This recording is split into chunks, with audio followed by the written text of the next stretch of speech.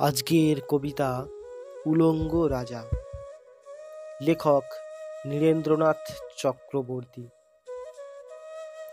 সবাই দেখছে যে রাজা উলঙ্গ, তবু সবাই হাততালি দিচ্ছে। সবাই চেঁচিয়ে বলছে সাবাস সাবাস। কারো মনে সংস্কার, কারো ভয়।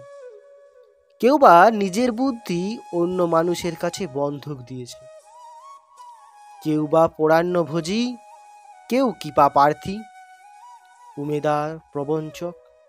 কেউ ভাবছে রাজবস্তু সত্যি অতীব সূক্ষ্ম, চোখে পড়ছে না যদিও, তবু আছে।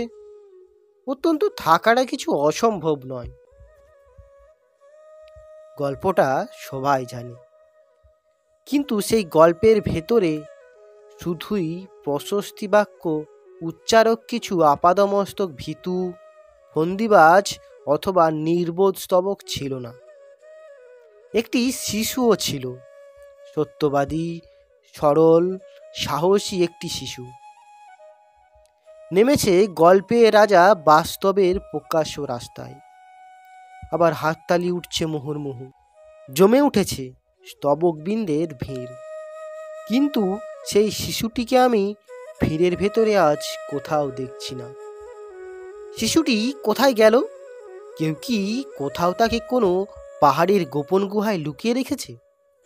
নাকি সে পাথর ঘাস মাটি নিয়ে খেলতে খেলতে ঘুমিয়ে পড়েছে কোনো দূর নির্জন নদীর ধারে, কিংবা কোনো প্রান্তরের গাছের ছায়ায়?